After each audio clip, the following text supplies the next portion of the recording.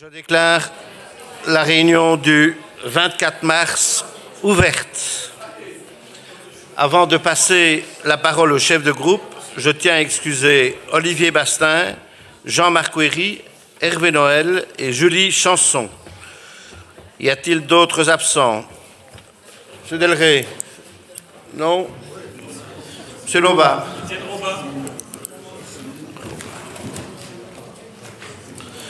Monsieur Tchalon? Absent ou bien en retard?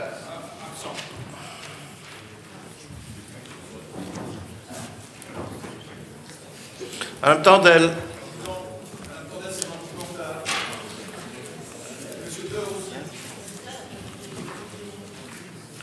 Madame Freinet?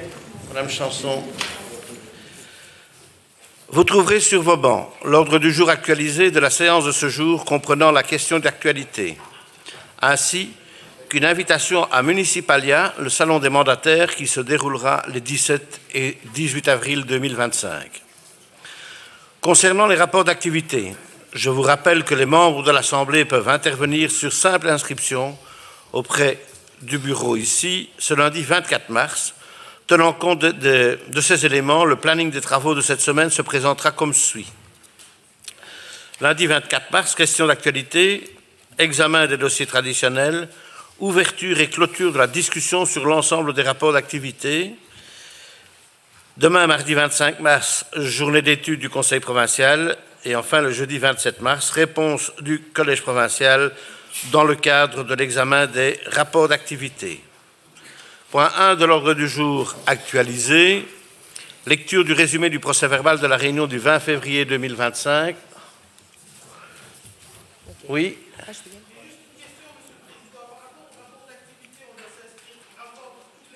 Je vous le demanderai. Je donne la parole à Madame la Première secrétaire pour la lecture de ce résumé. Merci, Monsieur le Président. Bonjour tout le monde. Donc, résumé du procès-verbal de la réunion du Conseil provincial du 20 février 2025. Séance publique. La réunion est présidée par Monsieur Jean-Claude Jadot, assisté de Monsieur Thierry Bataille et de moi-même. La séance est ouverte à 16h35. 50 membres y assistent. Monsieur le gouverneur et Monsieur le directeur général provincial assistent à la séance. L'Assemblée entend une communication de Monsieur le Président. Madame la Première secrétaire donne lecture du résumé du procès-verbal de la réunion du 30 janvier 2025.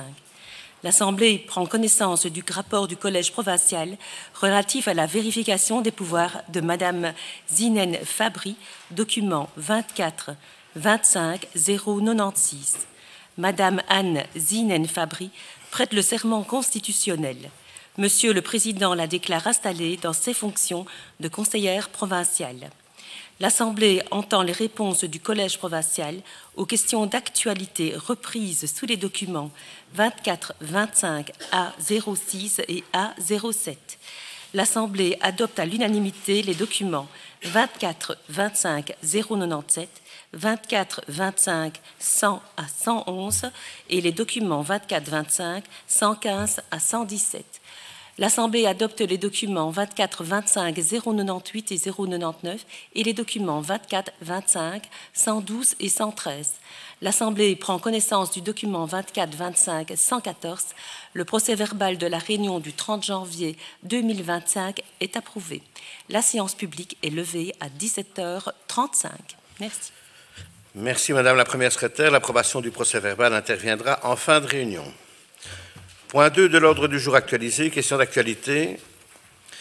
L'ordre du jour des questions d'actualité comporte un point, question d'actualité d'un membre du Conseil provincial relatif à la sécurité et à la résilience de la province de Liège.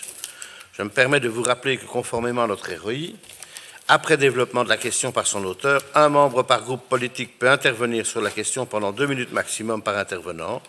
Le député concerné prend ensuite la parole pour la réponse. À l'issue de la réponse, l'auteur ou le co-auteur peut exprimer sa réaction pendant une durée n'excédant pas 2 minutes.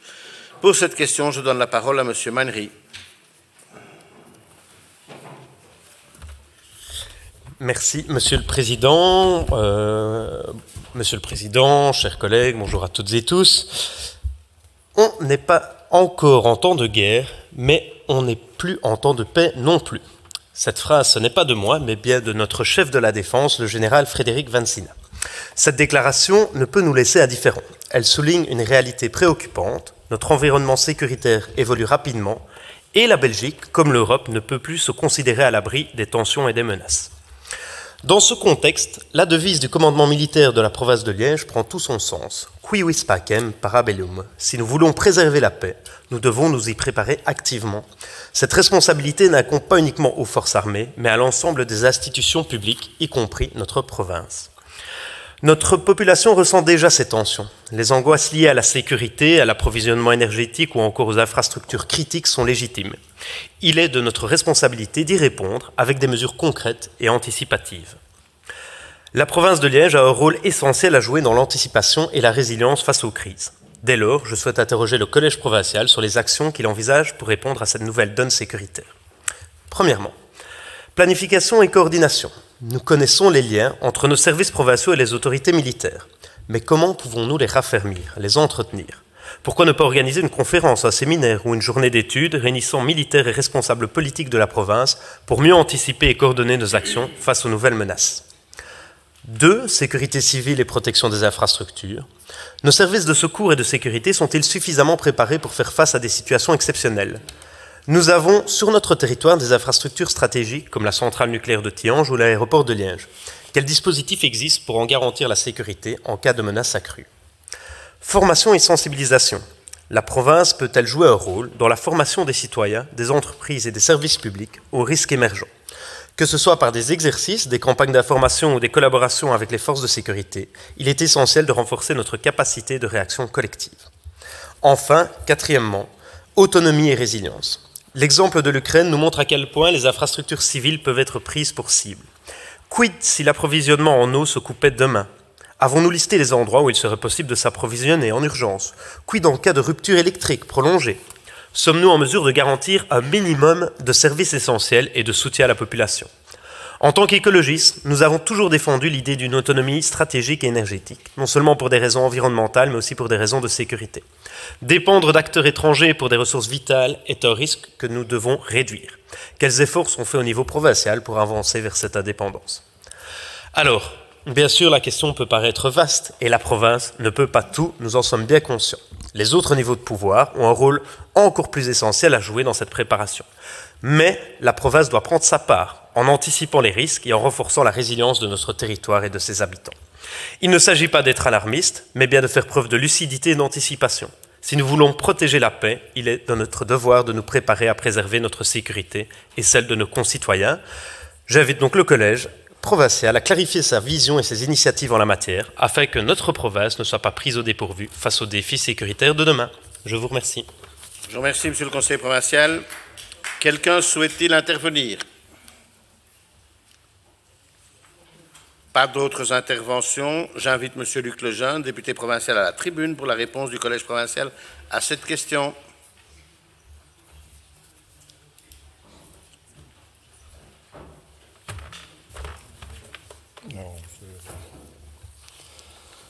Voilà, Monsieur le Directeur général, chers collègues, Monsieur le Conseiller Marc Magnéry, je vous remercie pour votre question. Effectivement, elle traduit bien une angoisse répandue parmi la population générée par la situation géopolitique mondiale que nous connaissons.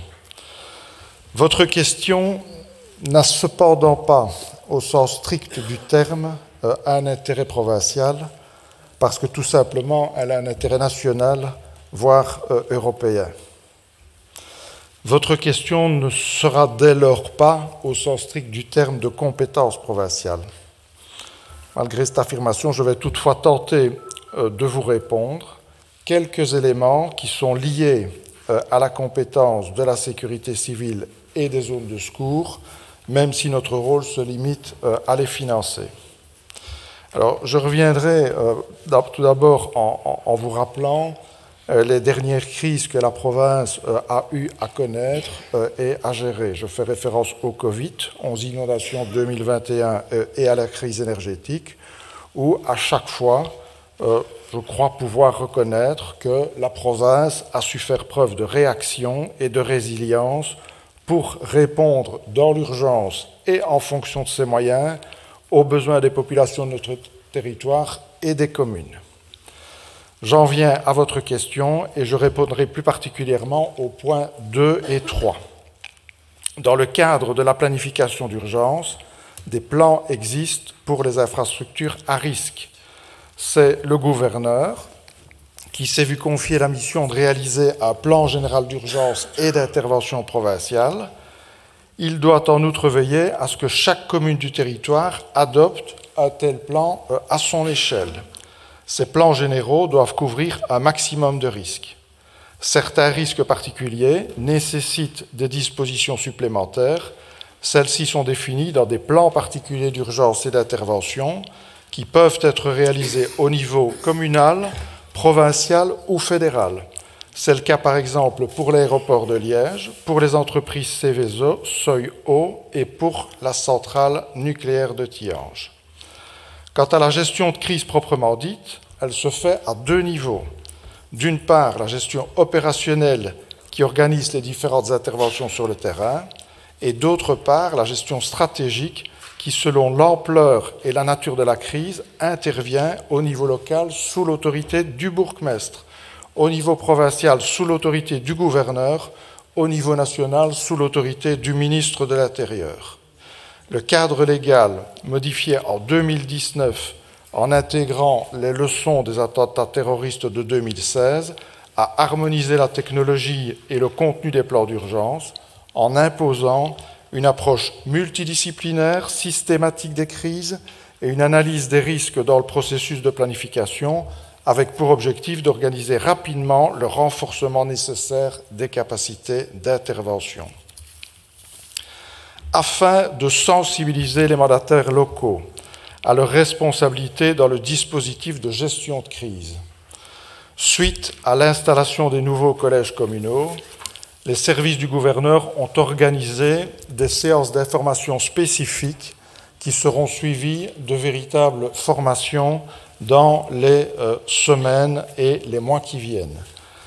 Ces 7 séances d'information du début de législature d'une demi-journée auxquelles j'ai eu l'occasion de participer ont réuni les zones de secours, les services de l'aide médicale urgente, les zones de police, le commandement militaire de la province de Liège et la protection civile. Elles ont été pour les bourgmestres, premiers échevins, directeurs généraux, coordinateurs de la planification d'urgences communaux, un véritable moment de conscientisation par rapport à leurs responsabilités et par rapport à la nécessité de prévention.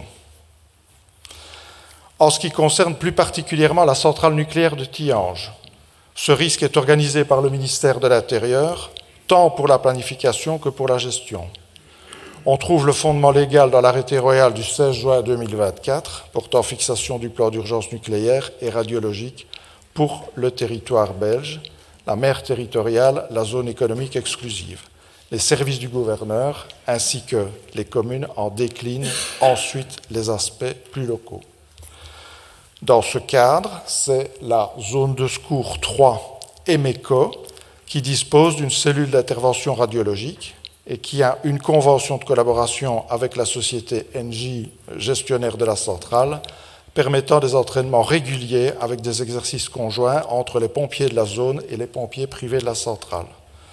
En cas d'incident majeur, la coordination de l'aide est assurée grâce à des conventions entre les 6 zones de secours de la province de Liège, permettant un renfort rapide via le dispositif colonne D1 prévu dans le plan général d'urgence et d'intervention.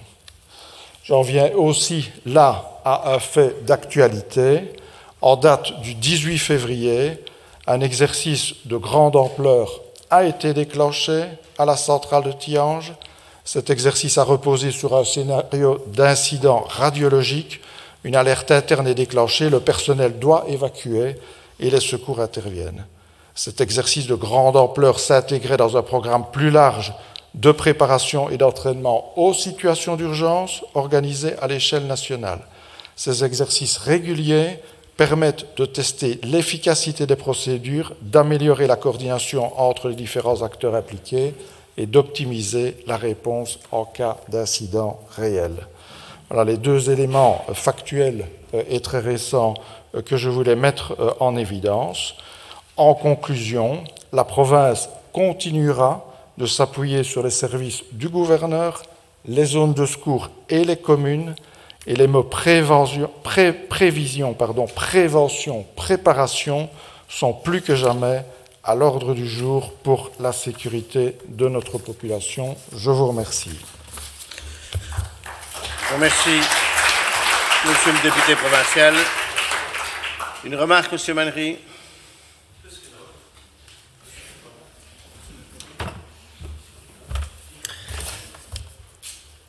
Je vous remercie, Monsieur Lejeune, pour votre réponse. Je dois vous dire qu'elle me déçoit fortement, surtout pour une première question d'actualité à laquelle vous répondez. J'aurais espéré que vous y mettiez un peu plus de conviction. C'est la réponse des contraires. Hein. Franchement, c'est hallucinant. Ce n'est pas moi, c'est les autres. Alors, c'est la réponse des contradictions. D'abord, vous me dites que ce n'est pas d'intérêt provincial, mais vous parvenez quand même à en parler pendant 8 minutes. Passons.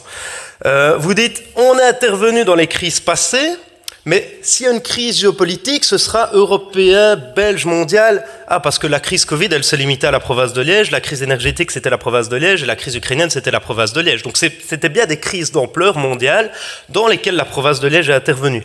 Apparemment, ce qui est d'intérêt provincial ici, c'est plutôt de goûter une glace à la vanille et de se dire, est-ce que c'est la meilleure de la province de Liège? Moi, je crois que l'intérêt des citoyens, il est ailleurs dans leur sécurité et que la province de Liège a un rôle à y jouer. D'ailleurs, et la preuve que c'est la réponse des contradictions, c'est que vous me dites, le gouverneur a organisé 7 séances pour sensibiliser nos conseils communaux, j'y étais, mais c'est pas ma responsabilité. Ben n'y allez pas, ne perdez pas votre temps alors, hein, si c'est pour y aller, mais que ce n'est pas vous.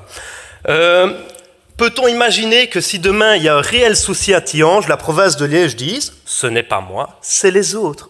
Et vous concluez en disant, les 4 P, les 3 P, prévention, préparation, on n'y est pas du tout. Vous venez de passer votre temps à dire « c'est pas moi ». C'est plutôt ce P-là que je rajouterai à votre réponse, le P de l'irresponsabilité face à la préparation et l'anticipation qu'on vous demande. Je vous remercie. Les points 3 et 4 de l'ordre du jour actualisés ont été regroupés à la demande des membres du bureau, à savoir les documents 118 et 119, représentation provinciale au sein des ASBL Contrat de Rivière et de l'ASBL Centre de redéploiement professionnel de Tinlot, le CRT. Ces 2 documents, n'ayant soulevé aucune question, c'est par consensus que votre bureau vous propose de les adopter. Quelqu'un souhaite-t-il intervenir? Oui, Muriel.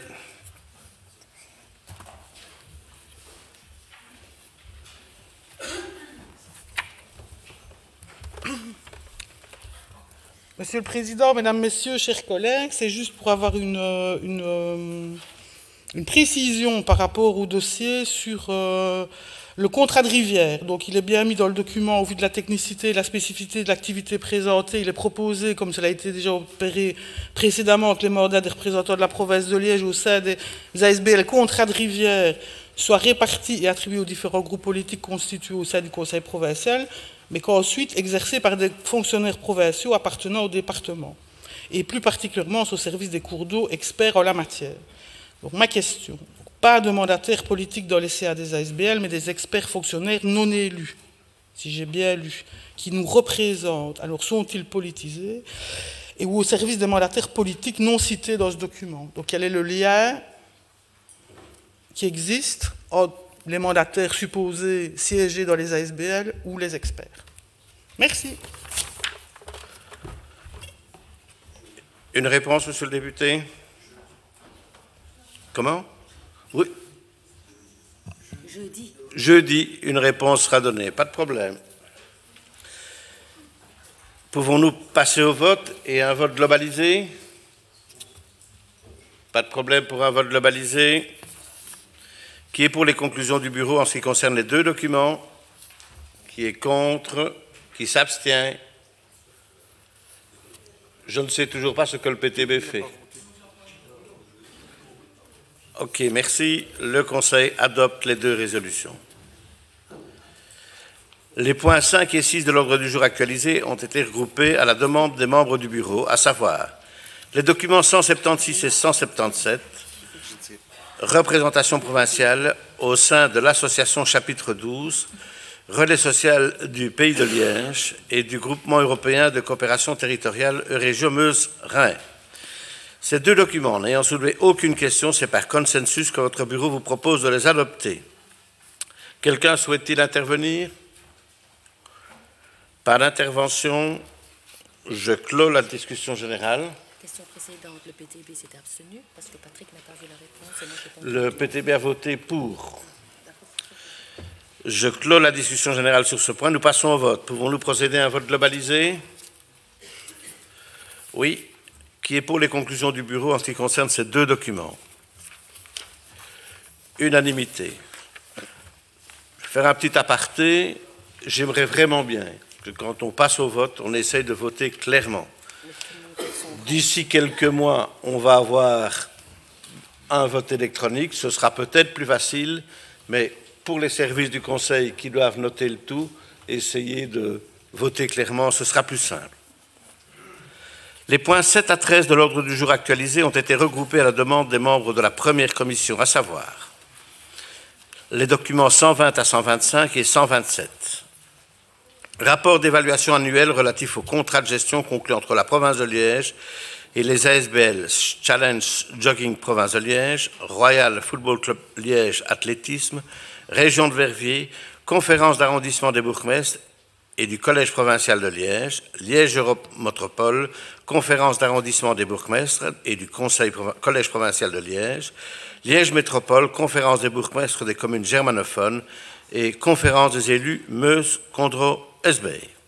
Ces 7 documents ayant soulevé des questions, j'invite le rapporteur, M. Serge Ernst, à nous en faire connaître les conclusions.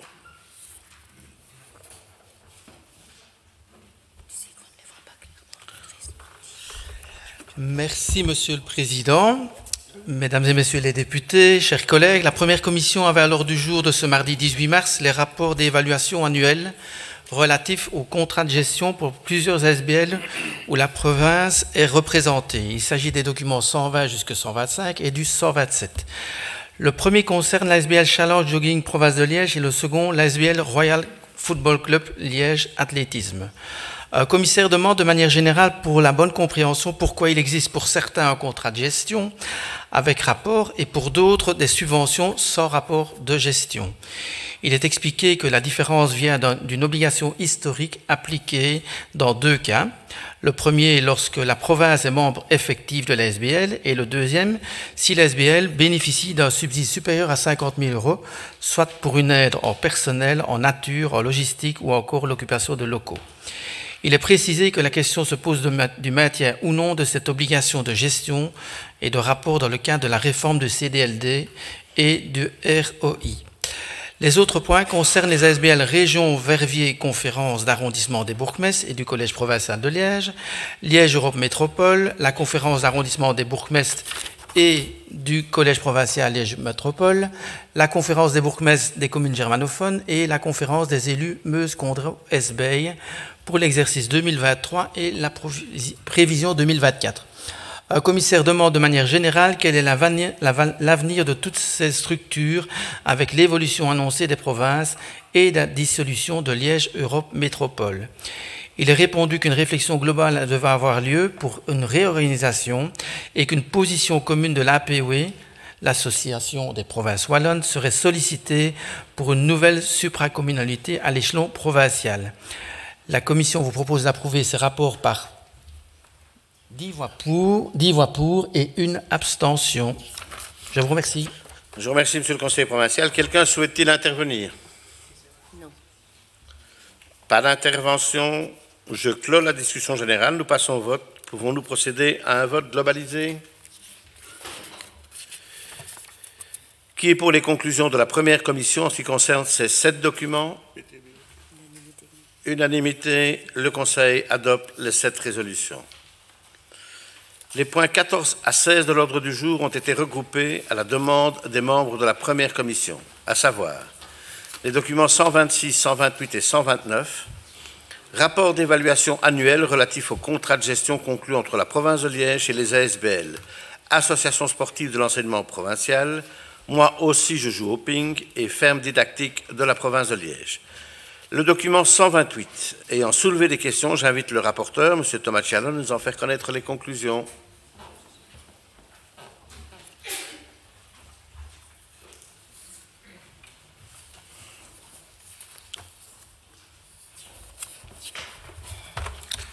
Merci, Monsieur le Président, Monsieur le Directeur général provincial, chers collègues. La première commission s'est réunie le 18 mars et parmi les 3 documents évoqués, un seul a suscité un débat s'agissant du rapport d'évaluation annuel relatif au contrat de gestion conclure de la province et la SBL. Moi aussi, je joue au ping. Merci. Un commissaire remarque qu'il y avait des difficultés financières au sein de cette SBL alors qu'aucune cotisation n'est payée par ses membres. Il lui est répondu que les conditions fixées par le contrat de gestion sont respectées. Il n'appartient pas à la province de décider si la SBL doit appliquer ou pas le paiement d'une cotisation. Un autre commissaire précise qu'il s'agit plutôt d'une fédération sportive et qu'il n'est pas nécessairement évident de percevoir une cotisation à ce niveau. Le vote a rapporté 9 voix pour, 0 contre et 2 abstentions. Je vous remercie, Monsieur le chef de groupe. Les 2 autres documents n'ayant soulevé aucune question, c'est par 10 voix pour et 1 abstention que votre première commission vous propose de les adopter. Quelqu'un souhaite-t-il intervenir? Pas d'intervention, je clôt la discussion générale. Nous passons au vote. Pouvons-nous procéder à un vote globalisé? OK, donc le document 126 et le document 129, qui est pour les conclusions de la commission, unanimité. Le document 128, qui est pour les conclusions de la commission, le groupe PTB, le groupe PS, le groupe MR, le groupe des engagés, qui s'abstient, le groupe écolo. Les points 17 et 18 de l'ordre du jour ont été regroupés à la demande des membres de la première commission, à savoir le document 130 et 131. Octroi de subventions en matière de relations institutionnelles, demande de soutien des ASBL Folklore Tilfoy du Carnaval de Tilf et Comité des fêtes du Carnaval de Dolin-Limbourg. Ces 2 documents ayant soulevé des questions, j'invite le rapporteur, M. Marc Delray, à nous en faire connaître les conclusions.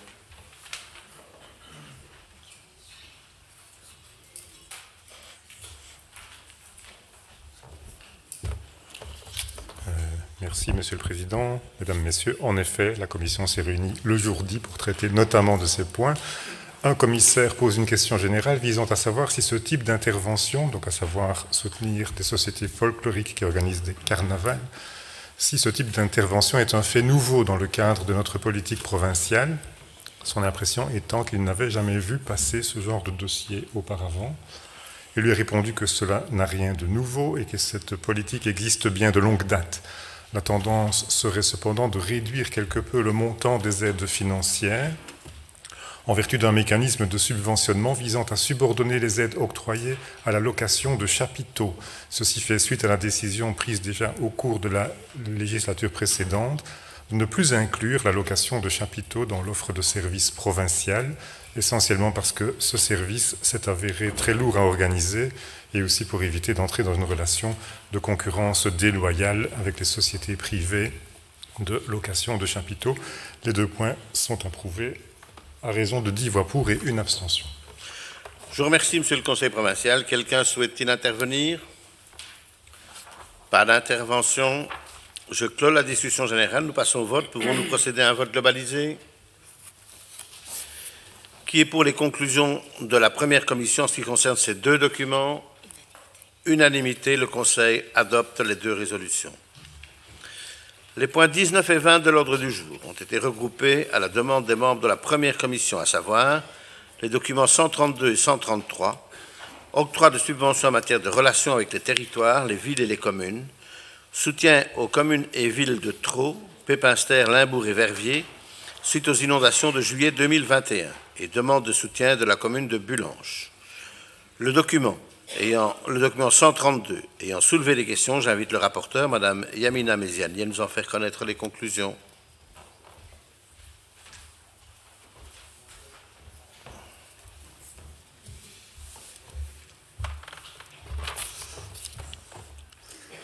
Merci, Monsieur le Président. Chers collègues, voici la question qui a été posée.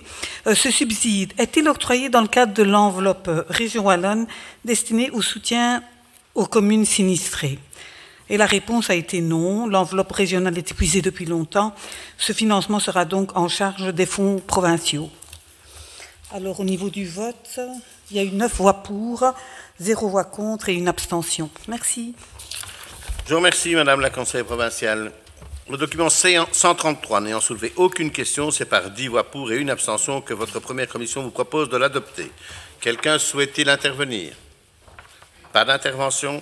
Avant de passer au vote, je vous informe que, comme en commission, M. Fabien Beltran ne participe pas au vote sur le document 132 relatif notamment au soutien octroyé à la commune de Trot. Qui est pour les conclusions de la commission? Unanimité. Le document 133. Qui est pour les conclusions de la commission? Unanimité. Le Conseil adopte la dite résolution. Point 21 de l'ordre du jour. Le document 134. Octroi de subventions en matière de supracommunalité. Octroi d'une promesse ferme de subvention pour le projet de restauration de caillebotis autour du lac de Bugdenbach, ayant obtenu une promesse de principe antérieurement. Ce document a été soumis à l'examen de la première commission et n'a soulevé aucune question. C'est donc par 10 voix pour et une abstention que votre première commission vous propose de l'adopter. Quelqu'un souhaite-t-il intervenir? Pas d'intervention, je clôt la discussion générale. Nous passons au vote. Qui est pour les conclusions de la première commission? Unanimité. Le Conseil adopte la dite résolution. Point 22 de l'ordre du jour, le document 135. Nouvelle demande d'aide de la commune de Trot pour l'engagement d'un agent administratif pour les services marchés publics et comptabilité.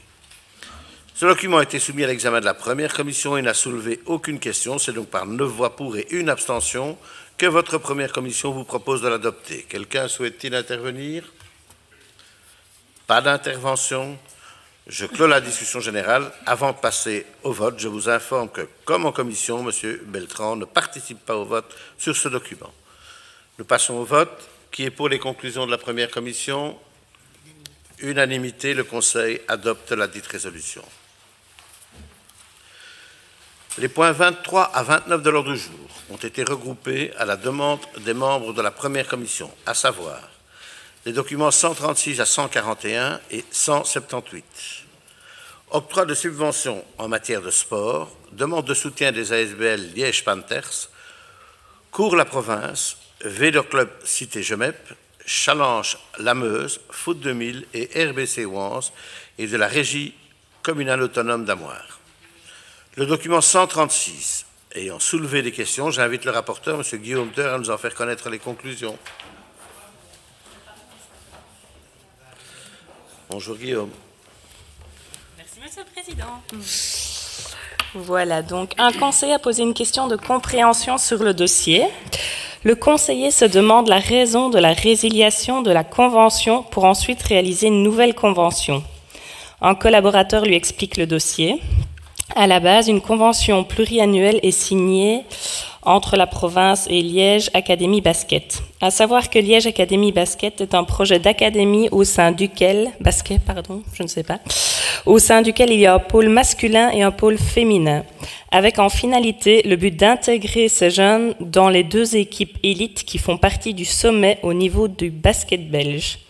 Suite à la demande de l'équipe masculine de Liège Basket de mettre la clé sous le paillasson, la partie masculine ne remplissait alors plus la convention signée à l'époque.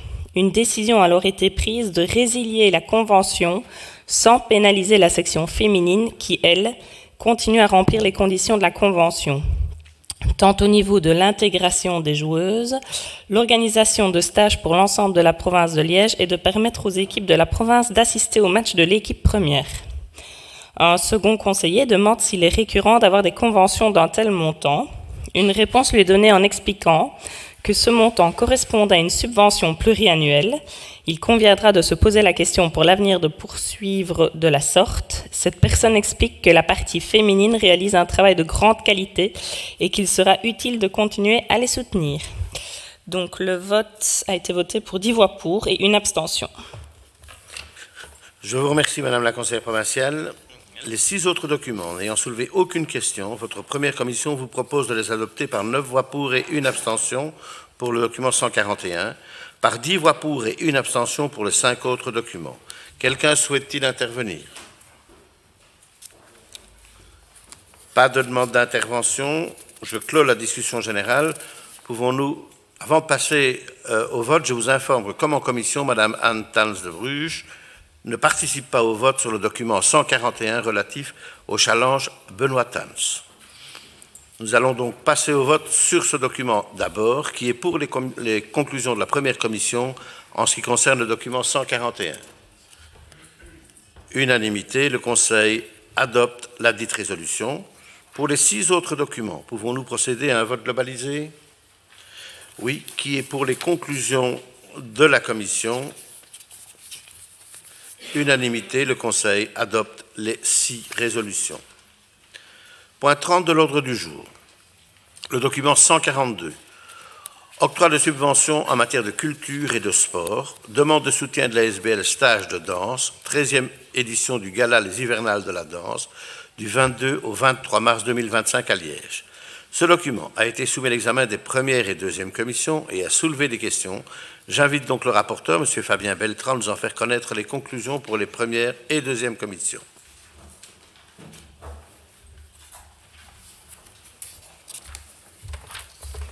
Merci, Monsieur le Président, Mesdames, Messieurs les députés, Monsieur le Directeur général, chers collègues.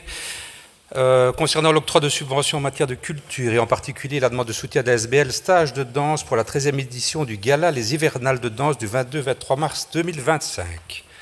En première commission, un commissaire a interrogé sur la manière dont les 2 000 € de places achetées allaient être redistribuées si cette pratique d'achat de places était fréquente.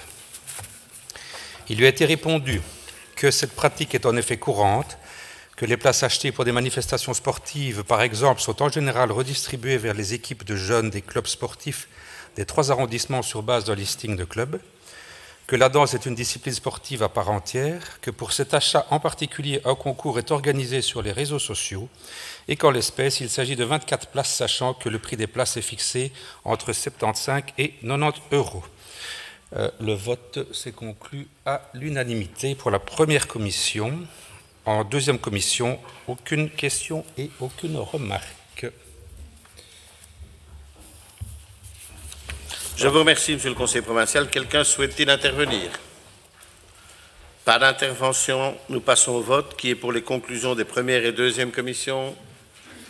Unanimité. Le Conseil adopte la dite résolution.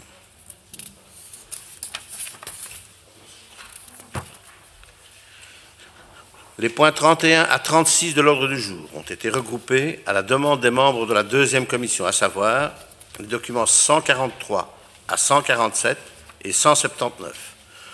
Octroi de subventions en matière de culture, demande de soutien des ASBL OYU, mouvement sans titre, bazar d'office, la ferme sur Steppe, Latitude 50 et la ferme des enfants.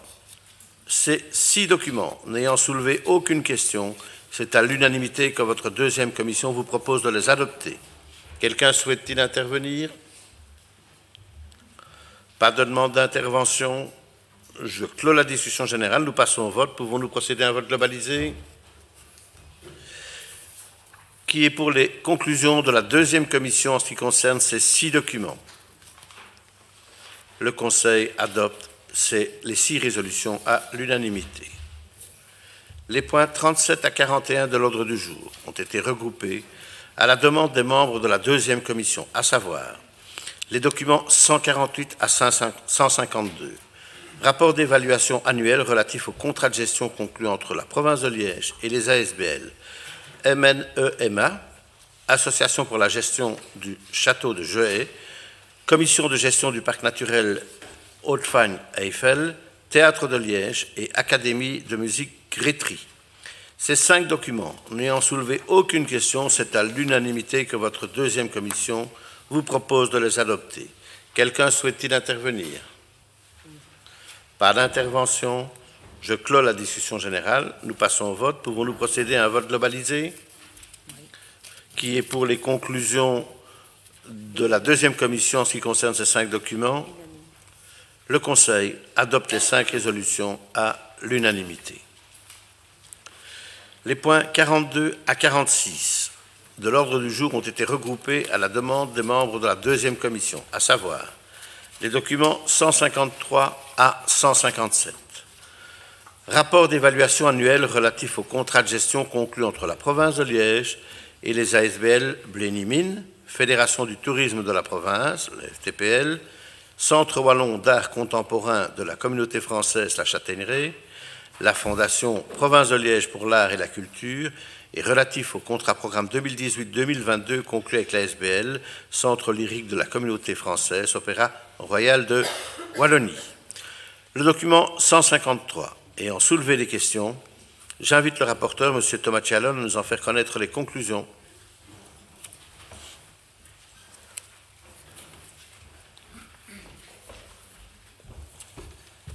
Merci, Monsieur le Président. C'est donc le contrat de gestion avec la SBL Blény-Mines qui a suscité une question.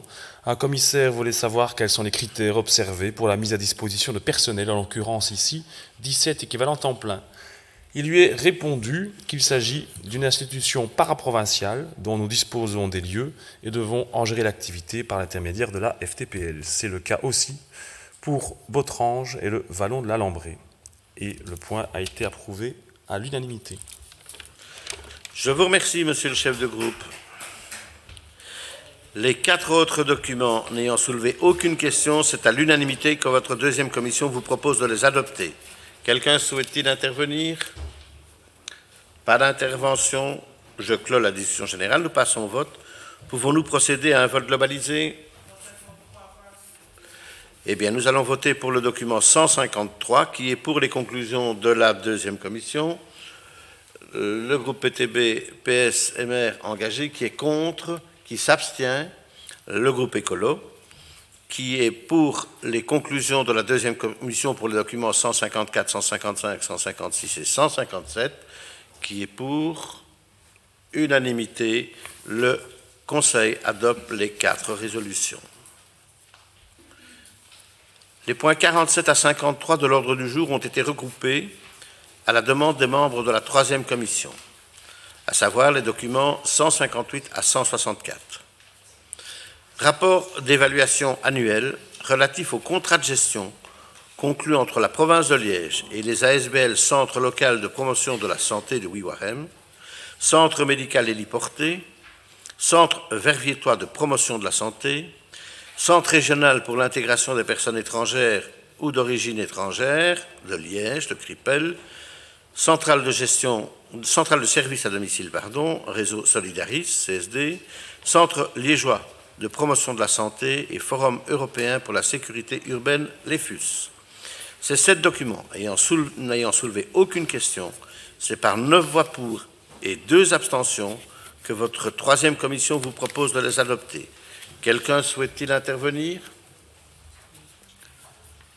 Pas d'intervention. Pouvons-nous procéder à un vote globalisé?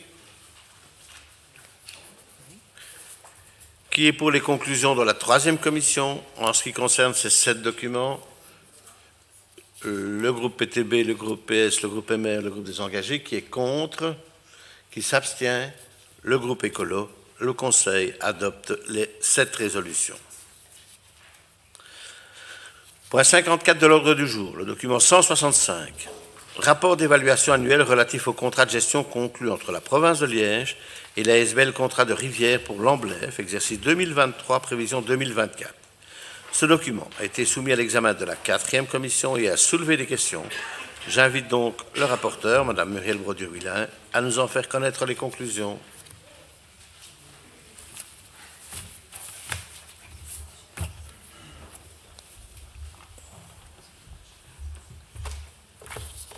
Merci, Monsieur le Président. Chers collègues, dans ce document, un commissaire s'interroge. Qui chapeaute l'ensemble des contrats rivières? Il lui est répondu que c'est un partenariat, mais que le principal pourvoyeur de subsides est la région wallonne. Un second commissaire se demande s'il y a bien des liens entre tous les contrats rivières. Bien sûr, lui est-il répondu, et la province en est un des liens entre tous les contrats rivières. Ce sont d'ailleurs les mêmes fonctionnaires provinciaux qui sont présents dans tous ceux-ci, ce qui leur permet d'avoir une vue d'ensemble. Le vote s'exprime comme suit. 10 voix pour, 1 abstention. Je vous remercie. Je vous remercie, Madame la Première Vice-Présidente. Quelqu'un souhaite-t-il intervenir? Pas de demande d'intervention. Je clôt la discussion générale. Nous passons au vote qui est pour les conclusions de la 4e commission. Unanimité, le Conseil adopte la dite résolution. Point 55 de l'ordre du jour, le document 166, octroi de subventions en matière d'agriculture, demande de soutien de la SBL Centre provincial liégeois de production végétale et maraîchère, le CPL Végémar, 9e journée interprofessionnelle sur l'agriculture bio le 3 juillet 2025. Ce document a été soumis à l'examen de la 4e commission et n'a soulevé aucune question. C'est donc par 10 voix pour et 1 abstention que votre 4e commission vous propose de l'adopter. Quelqu'un souhaite-t-il intervenir? Pas d'intervention. Je clôt la discussion générale. Nous passons au vote qui est pour les conclusions de la 4e commission. Unanimité. Le Conseil adopte la dite résolution. Point 56 de l'ordre du jour. Le document 167. Bavière. Construction d'un bâtiment pour la Haute École paramédicale. Projet d'acte authentique. Ce document a été soumis à l'examen de la 4e commission et n'a soulevé aucune question. C'est donc par 10 voix pour et 1 abstention que votre 4e commission vous propose de l'adopter. Quelqu'un souhaite-t-il intervenir? Pas d'intervention. Je clôt la discussion générale. Nous passons au vote qui est pour les conclusions de la 4e commission. Unanimité, le Conseil adopte la dite résolution. Point 57 de l'ordre du jour, document 168. Intercommunal et CTA Finance, proposition de rachat de la part provinciale par l'adoption d'une convention de cession de part. Ce document a été soumis à l'examen de la 5e commission et n'a soulevé aucune question. C'est donc par 10 voix pour et 1 abstention que votre 5e commission vous propose de l'adopter. Quelqu'un souhaite-t-il intervenir? Pas d'intervention. Je clôt la discussion générale. Nous passons au vote. Qui est pour les conclusions de la 5e commission? Le groupe PS, le groupe MR, le groupe engagé, le groupe écolo. Qui est contre? Qui s'abstient? Le PTB. Le Conseil adopte la dite résolution. Point 58 de l'ordre du jour. Le document 169. Adhésion à la centrale d'achat du Forem liée au marché portant sur la fourniture de matériel et logiciels du catalogue Cisco, la maintenance de l'existant, le recours au support sur site, ainsi que les services de consultance y afférents. Ce document a été soumis à l'examen de la 5e commission et n'a soulevé aucune question. C'est donc par 10 voix pour et 1 abstention que votre 5e commission vous propose de l'adopter. Quelqu'un souhaite-t-il intervenir? Pas d'intervention. Je clôt la discussion générale. Nous passons au vote. Qui est pour les conclusions de la 5e commission? Unanimité, le Conseil adopte la dite résolution. Point 59 de l'ordre du jour. Document 170, culte, budget 2025 de la mosquée Mimar, Siman, rue de Visé à Cherat. Avis favorable. Ce document a été soumis à l'examen de la 5e commission et n'a soulevé aucune question. C'est donc par 10 voix pour et 1 abstention que votre 5e commission vous propose de l'adopter. Quelqu'un souhaite-t-il intervenir? Pas d'intervention. Je clôt la discussion générale. Nous passons au vote. Qui est pour les conclusions de la 5e commission? Le groupe PS, le groupe MR, les engagés, le groupe écolo. Qui est contre? Qui s'abstient? Le PTB s'abstient. Le Conseil adopte la dite résolution.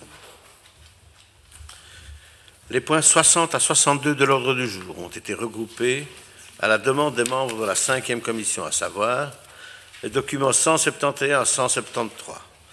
Rapport d'évaluation annuel relatif au contrat de gestion conclu entre la province de Liège et les ASBL Maison de la Presse et de la Communication, Syriec et Association des provinces wallonnes. Ces 3 documents n'ayant soulevé aucune question, c'est par 10 voix pour et 1 abstention que votre 5e commission vous propose de les adopter. Quelqu'un souhaite-t-il intervenir? Pas d'intervention. Je clôt la discussion générale. Nous passons au vote. Pouvons-nous procéder à un vote globalisé? Qui est pour les conclusions de la 5e commission en ce qui concerne les 3 documents? Unanimité. Le Conseil adopte les 3 résolutions. Les points 63 et 64 de l'ordre du jour ont été regroupés à la demande des membres de la 5e commission, à savoir le document 174 et 175, budget provincial 2025, première série de modifications et emprunt de couverture de dépenses extraordinaires de 2025, deuxième série. Ces deux documents n'ayant soulevé aucune question, c'est par 9 voix pour, 1 voix contre et 1 abstention que votre 5e commission vous propose de les adopter. Quelqu'un souhaite-t-il intervenir? Oui.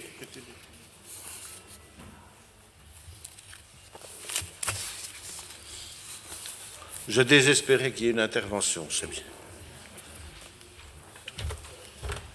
Merci, Monsieur le Président. Vous allez peut-être désespérer de l'intervention, mais ça, c'est autre chose. Mesdames et Messieurs, la position de mon groupe politique est tellement habituelle quand il s'agit de voter des matières budgétaires qu'il est devenu presque inutile de la justifier. Majorité contre opposition, business as usual, ce genre de choses. Pourtant, il y a un point précis qui a retenu toute notre attention dans les documents fournis en lien avec le dossier sur la première série de modifications budgétaires. Il s'agit du fait que notre trésorerie provinciale a déboursé un montant de 260 000 € pour verser une indemnité de départ à 2 députés sortants. Le PTB n'a jamais été convaincu par les tentatives pour justifier ce type de mesure quand il intervient à d'autres niveaux de pouvoir, aujourd'hui en particulier. Dans le contexte austéritaire que nous connaissons et où une part croissante de la population doit ou va devoir se serrer la ceinture parce que le gouvernement fédéral, notamment, estime que nous sommes trop gras, cette manière pour les décideurs politiques de s'octroyer des privilèges entraîne des conséquences symboliques désastreuses, en consacrant toujours plus la désaffection de la population par rapport à la chose politique. Nous regrettons amèrement de voir apparaître ce genre d'autogratification à la province aussi. C'est pourquoi nous invitons le Collège à renoncer pour l'avenir à ce type de disposition et nous invitons les députés concernés à renoncer à l'argent qui leur est proposé, ainsi qu'il leur est toujours loisible de le faire. En attendant, nous voterons contre ce point.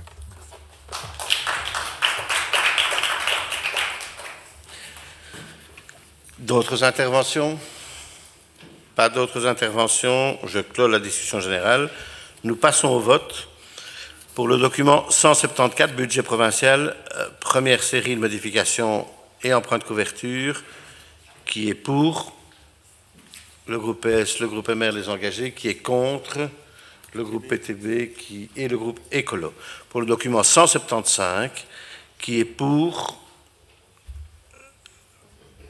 PSMR engagé et Écolo, qui est contre le PTB.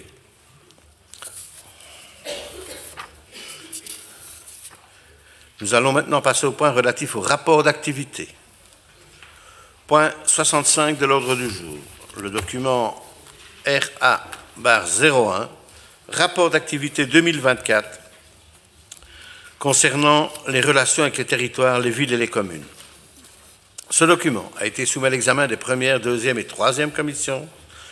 En première commission, il a soulevé des questions. J'invite donc le rapporteur, M. Tchialon, à nous en faire connaître les conclusions.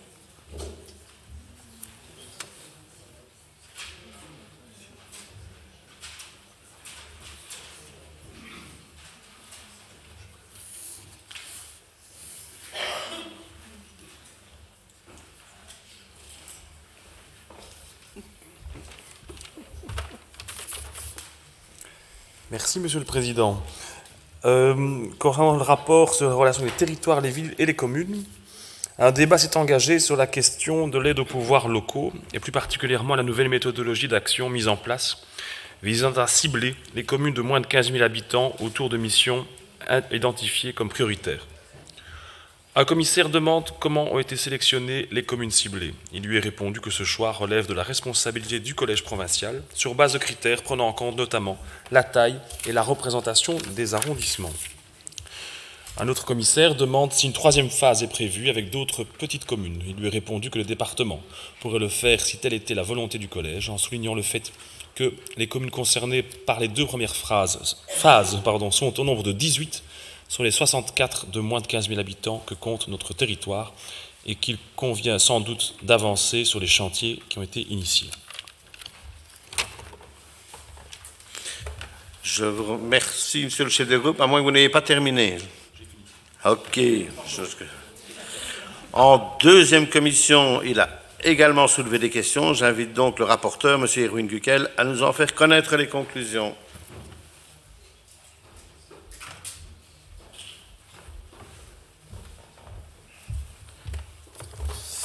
Merci, Monsieur le Président. J'espère que je ne serai pas trop redondant.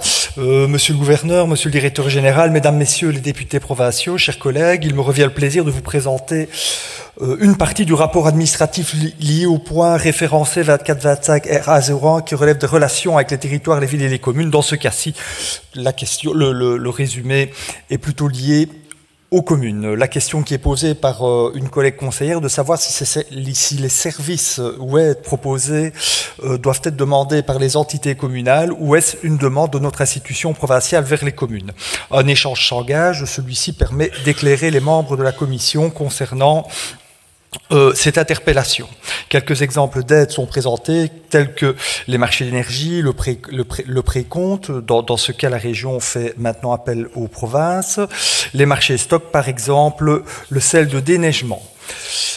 En conclusion, c'est un mix entre une démarche des communes vers la province et ou inversement. Ce service est bien entendu plus intéressant pour les petites communes qui ne disposent pas de la force en termes d'agents ou de matériel humain ou de matériel technique. En post-scriptum, le député nous fait savoir que plusieurs communes seraient intéressés à entrer dans ce modèle pour les marchés stock, ce qui démontre tout l'intérêt de ce service. Merci pour votre attention. Je vous remercie, Monsieur le Conseiller provincial. En troisième commission, il n'a soulevé aucune question. Votre troisième commission vous invite dès lors à en prendre connaissance. J'ouvre la discussion générale et je prends note des intervenants sur ce rapport. Monsieur Mannery, oui. Monsieur Mannery, Madame Innocent, Monsieur Padone. Pas d'autres intervenants? Marc, tu connais le chemin, tu es ton habitué.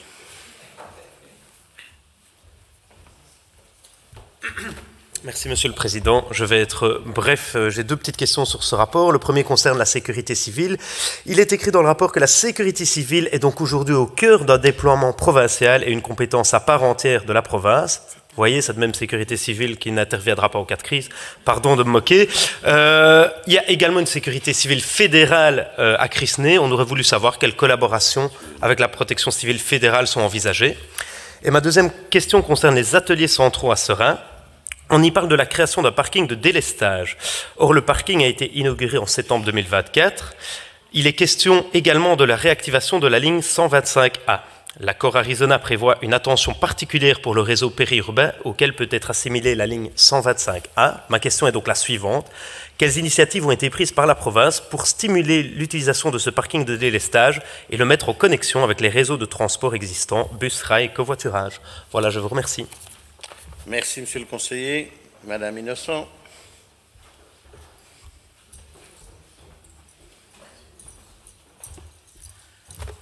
Merci, Monsieur le Président. Donc, j'ai une question à ce sujet. Au sujet du projet Lowline d'Herstal, nous nous demandions quel était l'avenir de ce projet, donc visant à réaliser deux transversales, une financée par la province et une par FEDER, reliant le tram et le Ravel, alors que le gouvernement MR engagé à stopper ce projet. S'agissant de fonds FEDER, le financement est-il perdu pour la ville d'Herstal suite à la décision du gouvernement de stopper les travaux du tram vers Herstal? Avez-vous eu des échanges avec le gouvernement wallon à ce propos? Merci, Madame la conseillère.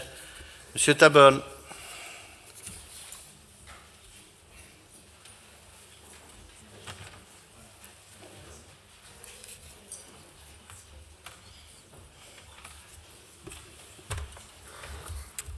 Merci, Monsieur le Président, chers collègues.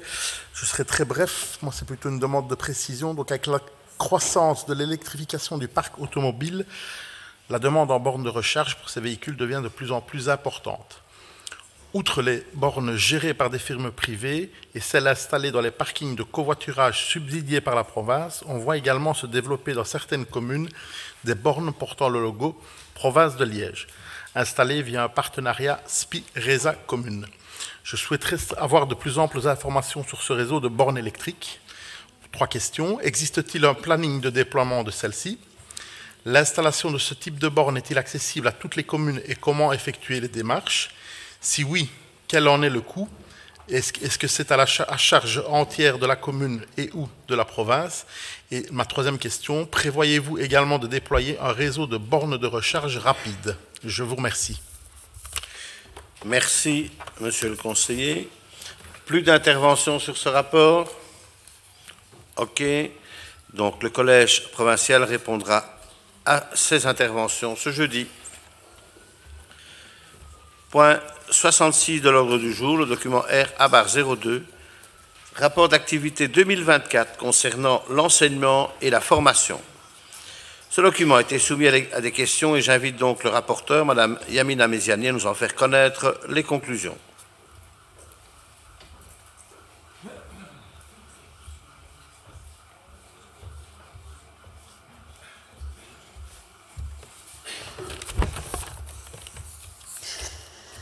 Merci, Monsieur le Président. Chers collègues, voici les questions posées à la suite de la présentation du rapport d'activité 2024 du département de l'enseignement. Il y en a eu un certain nombre, voire un nombre certain.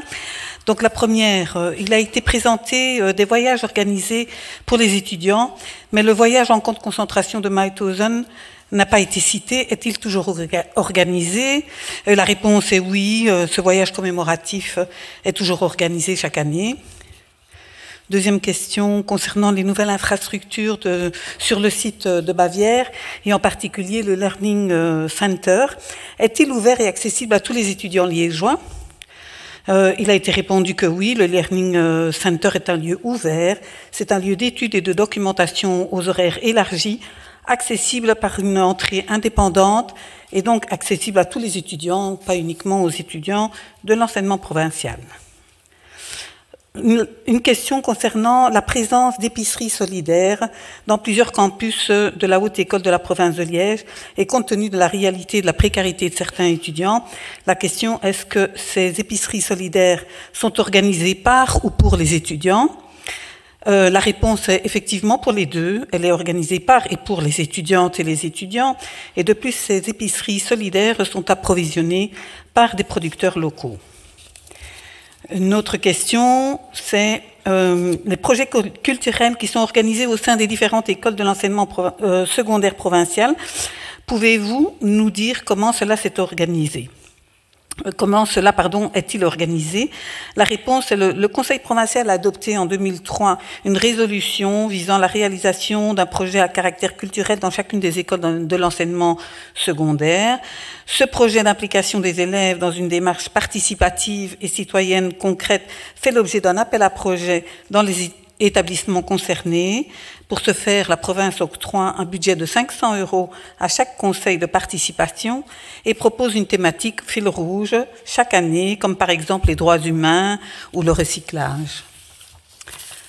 Une autre question concerne la 4e place qui a été obtenue au concours de jugement des animaux pour les jeunes. De quoi s'agit-il? Donc, le concours de jugement d'animaux pour les jeunes consiste à juger des jeunes entre 15 et 25 ans, élèves de l'enseignement agricole ou jeunes professionnels, sur leur aptitude au pointage et à l'appréciation des morphologies des animaux reproducteurs.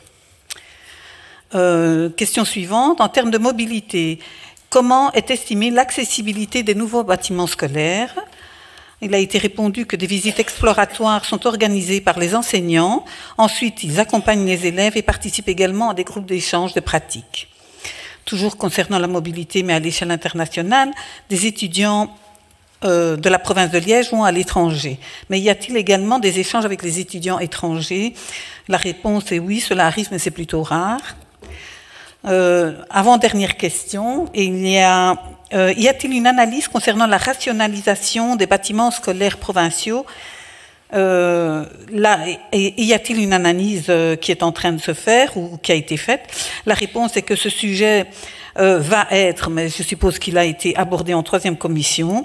Néanmoins, d'une manière générale, l'idée est d'abandonner les bâtiments anciens et énergivores et de mener des projets de construction de nouveaux bâtiments qui répondent aux exigences actuelles en termes d'accueil, d'accessibilité et de gestion de l'énergie. Et enfin, dernière question, concernant la promotion à la santé à l'école, le commissaire constate qu'il y a 3 implantations sur le territoire de Serein, mais par exemple aucune au niveau de la région germanophone. Il lui a été répondu que concernant la promotion à la santé à l'école, une présentation est prévue lors de la 3e commission. Voilà, ceci termine mon rapport. Merci. Je vous remercie, Madame la conseillère provinciale. En 3e commission, il a également été soulevé des questions. J'invite donc le rapporteur, Madame Vinciane Pirmelin, à nous en faire connaître les conclusions.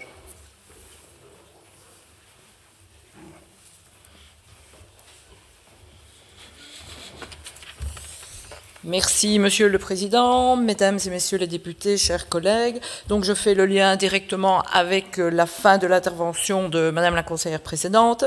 Et donc, la question a été effectivement reposée lors de la 3e commission et par rapport à l'organisation des centres PMS et PSE. Et donc, il était précisé que la communauté germanophone organisait son propre réseau de centres et c'est pour ça qu'on n'en voyait pas, qu'il n'apparaissait pas dans le rapport d'activité.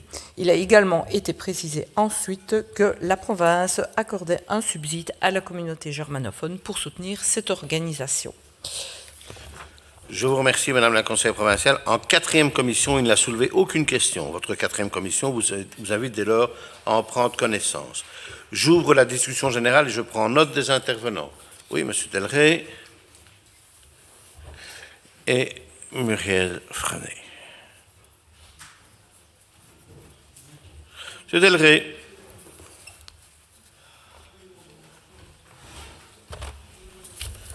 Merci.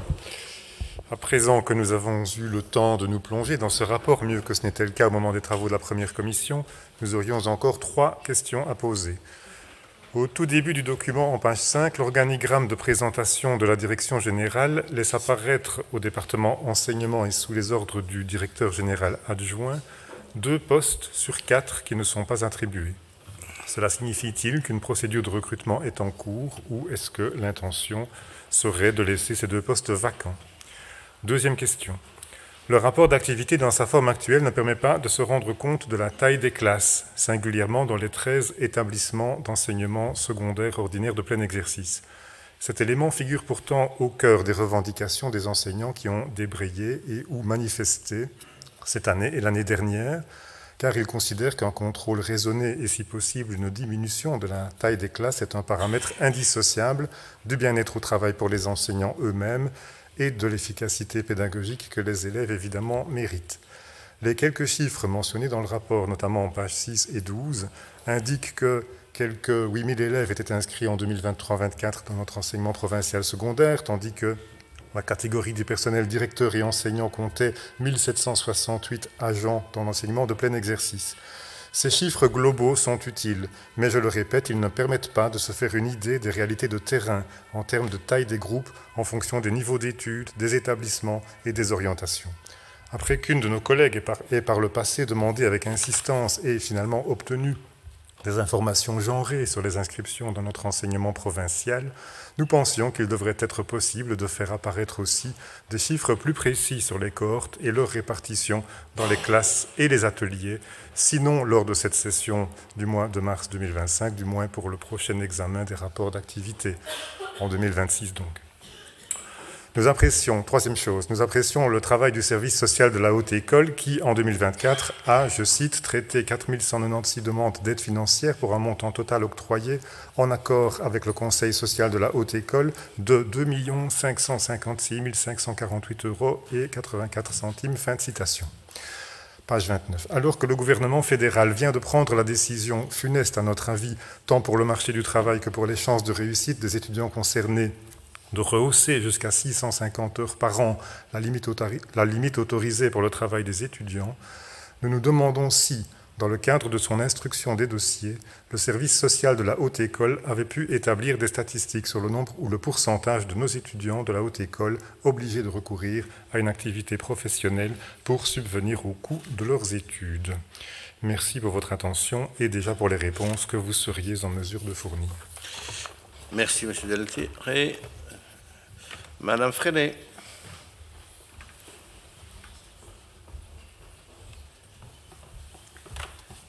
Merci, Monsieur le Président, Mesdames, Messieurs, chers collègues. Madame la députée, j'aurais voulu avoir, par rapport au rapport d'activité sur l'enseignement, des nouvelles de la maison Erasmus, parce que ça fait 3 heures d'affilée qu'on n'a pas du tout de rapport d'activité concernant cette maison.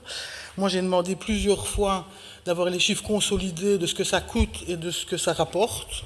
Manifestement, jusque-là, je n'ai pas eu de réponse, puisque ce serait consolidé à l'intérieur même du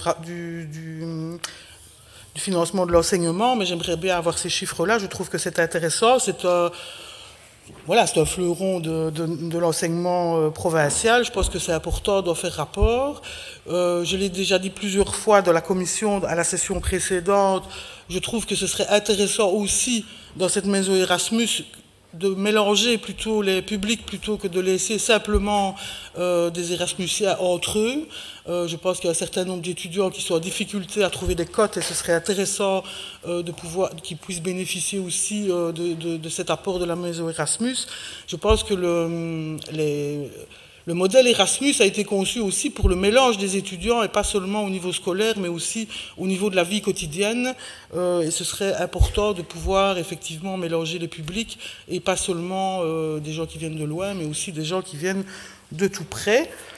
Merci à mon collègue Magdalré d'avoir rappelé ma ténacité sur les statistiques genrées. Donc je vous réitère la problématique. Je pense que nous l'avions obtenue au niveau de la commission de l'enseignement. Elle a de nouveau disparu. Je trouve ça dommage de ne pas avoir ce rapport de statistiques genrées. Et j'encourage aussi les autres députés qui sont en charge d'un certain nombre de politiques, et notamment de politiques sociales, d'avoir ces statistiques, parce que c'est important de pouvoir genrer des statistiques pour pouvoir au mieux coller aux politiques que vous voulez développer. Je vous remercie. Merci, Madame la conseillère provinciale. Pas d'autres interventions sur ce rapport.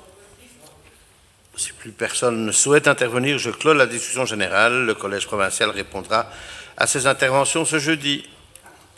Le point 67 de l'ordre du jour, le document RA-03, rapport d'activité 2024 concernant l'administration. Ce document a été soumis à l'examen des premières, deuxième, troisième et cinquième commissions. En première et deuxième commission, il n'a soulevé aucune question. Vos premières et deuxième commissions vous invitent dès lors à en prendre connaissance. En troisième commission, il a soulevé des questions. J'invite donc le rapporteur, M. Hubert Jonet, à nous en faire connaître les conclusions.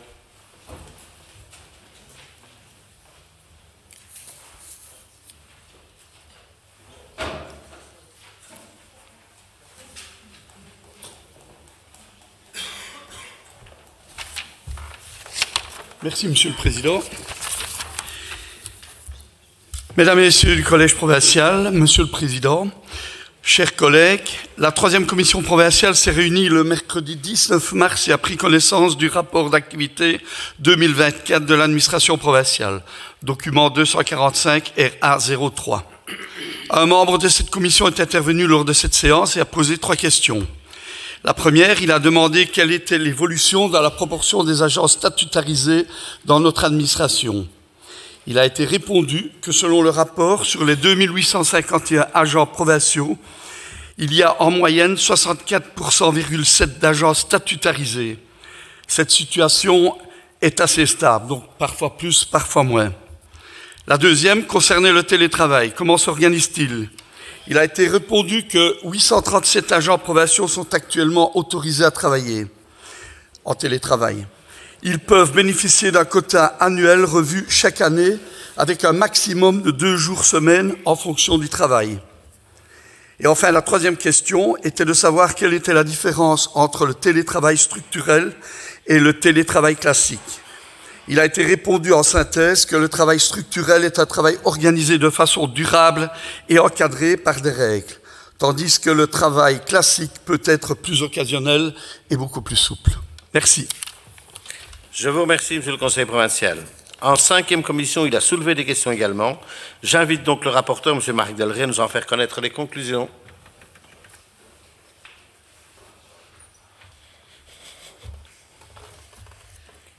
Donc, suite à la présentation secteur par secteur des différents services impliqués, il y a eu 2 questions. En lien avec l'administration responsable des marchés publics, une commissaire pose une question relative à l'une des missions de cette administration, à savoir la gestion de la centrale d'achat provinciale. dont bénéficient 295 adhérents, parmi lesquels 39 ASBL. Quelles sont les conditions à remplir pour une ASBL qui souhaiterait pouvoir profiter de ce service? Il lui est répondu que l'adhésion est gratuite et ouverte à tous les pouvoirs adjudicataires au sens de la loi actifs sur le territoire de la province.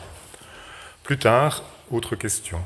Quand on a parlé du service des archives, dont nous apprenons qu'il doit gérer pas moins de 5 km de rayonnage de documents archivés, et c'est alors qu'un commissaire souhaite en apprendre davantage sur notre politique de digitalisation en la matière. Il est répondu que pour le moment, les documents papier ne font l'objet d'une digitalisation que quand une demande spécifique est introduite pour cela. Plus largement, une réflexion est en cours non seulement sur la problématique de la digitalisation, mais aussi sur d'autres défis qui se posent au service des archives, à savoir, en l'occurrence, la question inverse, liée au fait qu'aujourd'hui, la plupart des documents officiels n'ont plus aucune existence papier car ils n'existent que sous forme électronique. Ceci crée d'importants défis, notamment techniques, pour un service d'archivage, soucieux de conserver malgré tout une trace de l'activité administrative et singulièrement des signatures électroniques, comme il se doit, pour des raisons juridiques mais aussi historiques. Merci. Je vous remercie, Monsieur le Conseiller provincial. J'ouvre la discussion générale et je prends note des intervenants. Muriel Freinet. Personne d'autre. Tu as la parole, Muriel.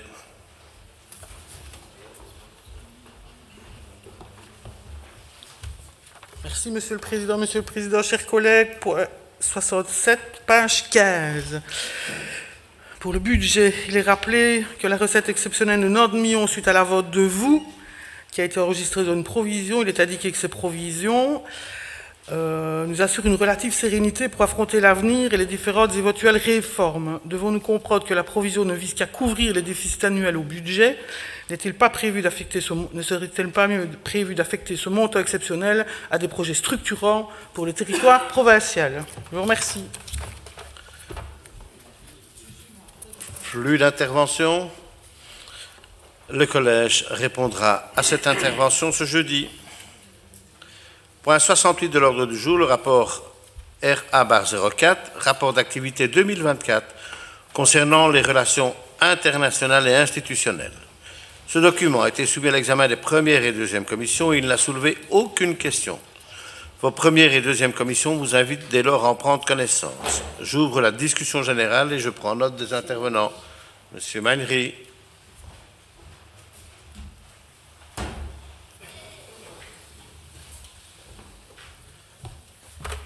Merci, Monsieur le Président. Toute petite question qui a l'air technique, mais qui revêt d'un aspect finalement politique, c'est que le document reprend une liste de subsides avec une dimension culturelle en grande part, mais les subsides culturels sont également repris dans le rapport d'activité de ce secteur. Et notre question, c'est qu'est-ce qui différencie, qu'est-ce qui fait que le Collège va choisir qu'un subside va entrer dans le domaine des relations internationales et institutionnelles ou dans le domaine culturel, voire les deux, en fait, une question un peu de définition, mais derrière laquelle se cache de la politique. Je vous remercie. Merci, Monsieur le Conseiller. Plus d'interventions sur ce sujet. Le Collège provincial répondra à cette intervention ce jeudi. Point 69 de l'ordre du jour, RA-05, rapport d'activité 2024 concernant les sports. Ce document a été soumis à l'examen de la première commission et n'a soulevé aucune question. Votre première commission vous invite dès lors à en prendre connaissance. J'ouvre la discussion générale et je prends note des intervenants. Pas de sportifs. Si personne ne souhaite intervenir, je clôt la discussion générale. Le Conseil prend connaissance du rapport d'activité 2024 concernant les sports. Point 70 de l'ordre du jour, RA-06, rapport d'activité 2024 concernant la culture. Ce document a été soumis à l'examen de la deuxième commission et n'a soulevé aucune question. Votre deuxième commission vous invite dès lors à en prendre connaissance. J'ouvre la discussion générale et je prends note des intervenants. Pas d'intervenants non plus. Dans ce cas, je clôt la discussion générale. Le Conseil prend connaissance du rapport d'activité 2024 concernant la culture. Point 71 de l'ordre du jour. Document RA-07, rapport d'activité concernant le tourisme. Ce document a été soumis à l'examen de la deuxième commission et n'a soulevé aucune question. Votre deuxième commission vous invite dès lors à en prendre connaissance. J'ouvre la discussion générale et je prends note des intervenants. Oula, Muriel Freinet, Céline Innocent, d'autres personnes? Non. Muriel?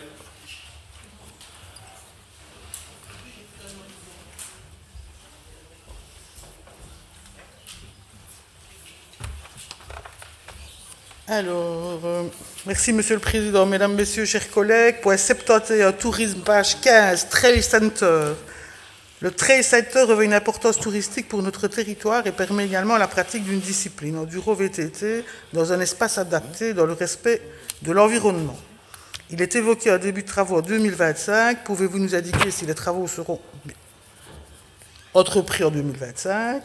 Et une fois les chantiers inaugurés, des initiatives ont-elles été prises pour en faire leur promotion, assurer l'entretien et l'animation? Je vous remercie. Merci, Madame la conseillère, Madame Innocent. Je vais dire Céline. Hein. J'ai un nom de famille, je l'aime bien. Donc... Ça va, pas de problème. Si les autres ont leur nom de famille, je préfère garder le mien, si ça vous dérange. Il n'y a pas de souci. Merci, Monsieur le Président. Donc, au sujet de ce rapport concernant le tourisme, je souhaiterais soulever deux questions. Tout d'abord, au sujet de la navette fluviale de Liège. En 2024, je prends connaissance qu'un nouveau marché public avait été conclu. Pour 2025, cette convention a-t-elle bien été reconduite tacitement? Et ensuite, dans une seconde question, au sujet de l'ASBL Blény-Mines, on observe une chute importante du nombre de visiteurs depuis 2022. Des mesures ont-elles été prises pour renverser cette tendance? Et cette chute impacte-t-elle les finances de l'ASBL? Je vous remercie. Merci, Madame la conseillère. Plus d'autres interventions? Monsieur Luc Gillard, député provincial vice-président, répondra à ces interventions ce jeudi. Point 72 de l'ordre du jour, document RA-08, rapport d'activité 2024 concernant les sanctions administratives communales. Ce document a été soumis à la deuxième commission et n'a soulevé aucune question. Votre deuxième commission vous invite dès lors à en prendre connaissance. J'ouvre la discussion générale et je prends note des intervenants. Pas d'intervention. Si personne ne souhaite intervenir, je clôt la discussion générale. Le Conseil prend connaissance du rapport d'activité 2024 concernant les sanctions administratives communales. Point 73 de l'ordre du jour, le document RA-09, rapport d'activité 2024 concernant les fonds européens. Ce document a été soumis à l'examen de la deuxième commission et n'a soulevé aucune question. Votre deuxième commission vous invite dès lors à en prendre connaissance. J'ouvre la discussion générale, je prends note des intervenants. Marc.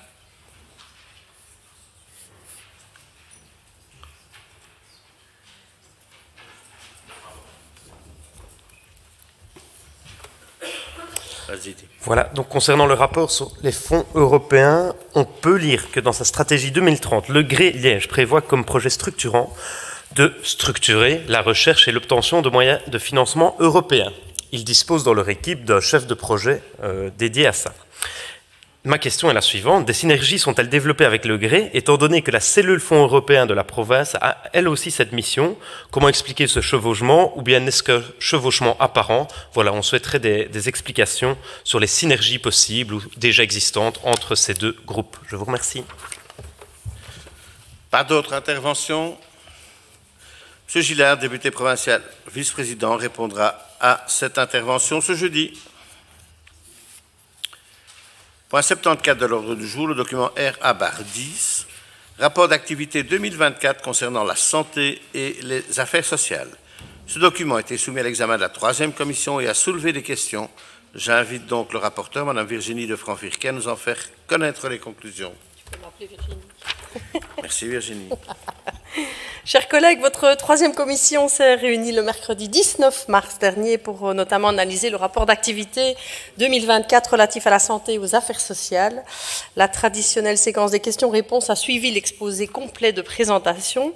Une membre a demandé si ce sont les cercles des médecins généralistes qui, rappelons-le, avaient émis quelques réticences sur le MAMobile provincial, qui pouvaient seuls décider si celui-ci passait ou non dans les communes. Elle pose cette question en estimant que ce n'est pas logique si c'est le cas. Il lui est répondu que personne n'est fondamentalement contre le mobile, que c'est plutôt la catégorie d'âge visée qui posait question avec les 40-74 ans. Le public visé a donc été modifié pour suivre les recommandations européennes et les normes belges prônées en matière de cancer du sein, pour cibler plutôt les 50-69 ans. Et ce sont évidemment uniquement les communes, via leur collège communal, qui donnent le feu vert au passage du bus. Un autre membre s'est demandé ce que fera l'infirmier dans le mobilhome du CAS acquis par la conférence des élus de Wiwarem. Il lui a répondu que ce véhicule ne fera que sillonner l'arrondissement pour rentrer en contact avec un public précarisé et il ne sera présent que dans un seul village à la fois. Votre commission a approuvé ce rapport à de nombreuses voix pour. Je vous remercie, Madame la conseillère provinciale. J'ouvre la discussion générale. Qui souhaite intervenir? Oui, Marc. Oui, Meinry Bataille. Vas-y. Voilà. Et vous demandez déjà ce que vous feriez sans nous. Alors, santé et affaires sociales, deux petites questions. Donc, à la toute dernière page, il y a toute une série de demandes en termes de subsides qui concernent la santé et les affaires sociales qui n'ont pas été subsidiées car les articles budgétaires sont épuisés. Ma question est simple, elle est politique. C'est le collège compte-t-il augmenter cette enveloppe afin de répondre aux demandes surnuméraires? Ma deuxième question, elle, est la poursuite d'un dossier du groupe écolo, que le groupe écolo tient de longue date, c'est celui d'Open-A2. Et je vous lis pour ça un petit passage. Donc, après 13 ans de fonctionnement, un état des lieux de l'Open-A2 a été dressé en 2023. Les pratiques administratives et professionnelles des équipes ont été analysées, y compris au sein des différentes antennes. Le schéma général a été confronté au paysage de la santé mentale pour envisager l'évolution pertinente de l'Open-A2. Et donc, à l'époque, il y a 1 ou 2 ans, il avait été évoqué qu'on ferme certains endroits, comme celui d'Anu par exemple, pour rationaliser et ouvrir de nouvelles antennes Open-A2, dont certaines communes étaient demandeuses, comme par exemple Grasse-Logne. Il nous semble que rien n'a été modifié jusqu'à présent, et pourtant, la présence, quand on lit le rapport d'activité de certaines antennes, où il y a sur toute une année 4 personnes rencontrées et 14 activités organisées, cela paraît bien pâle et bien faible. Et donc, le collège envisage-t-il de répondre aux communes qui souhaiteraient l'ouverture d'une antenne Open-A2 et pourquoi n'y a-t-il pas couru les modifications qui avaient été envisagées, comme par exemple l'ouverture d'une antenne à Grasse-Logne? Je vous remercie. Merci, monsieur le conseiller. Monsieur Bataille.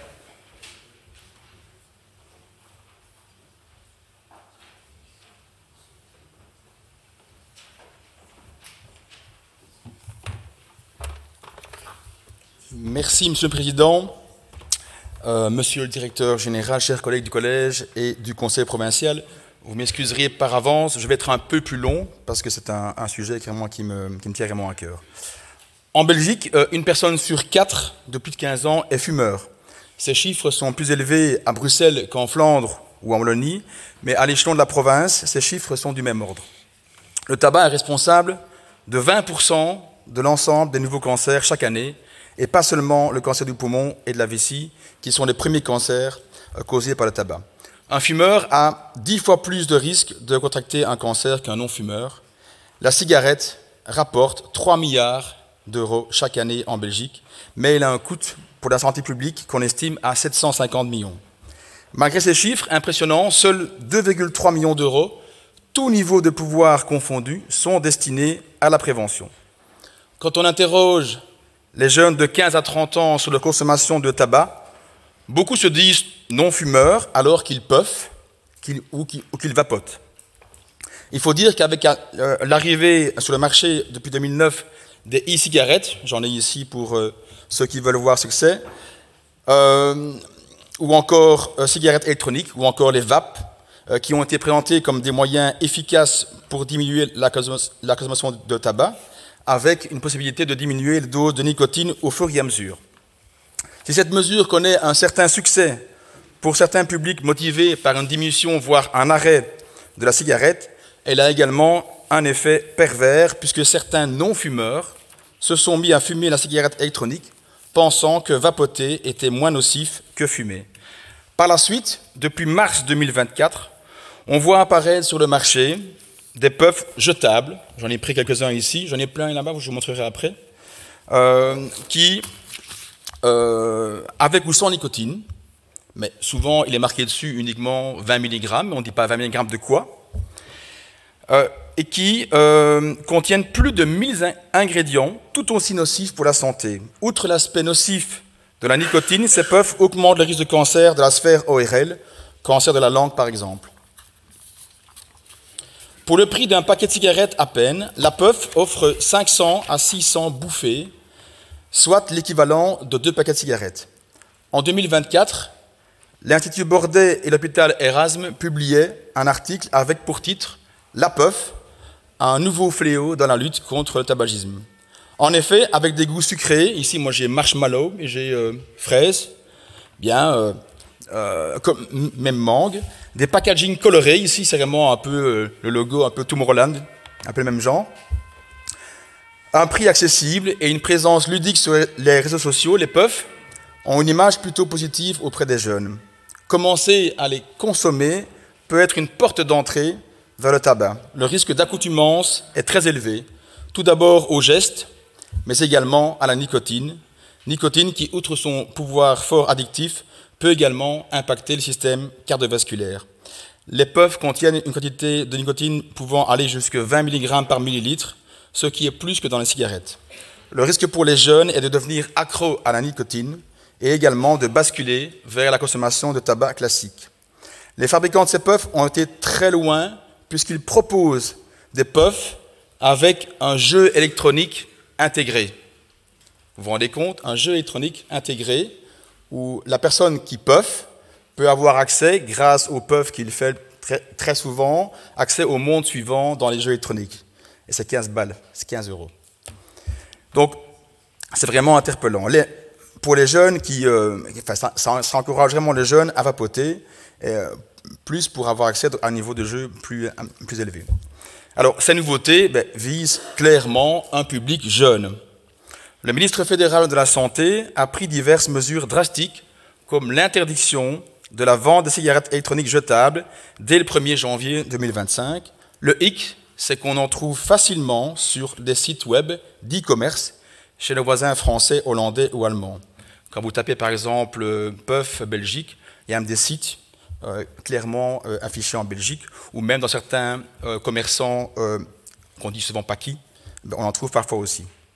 La Fondation contre le cancer lance une campagne appelée Buddy Deal, qui aura lieu en mai, 1 mois sans fumer, sans vapoter, avec comme principe de trouver un buddy, c'est-à-dire quelqu'un avec qui vous allez vous motiver pour arrêter de fumer et vous entraider durant ce mois de mai. Je rappelle aussi le numéro vert 0800 111 00, ouvert de 15h à 19h, qui est une ligne d'écoute également pour celles et celles qui veulent arrêter. Alors, que fait la province de Liège en matière de prévention?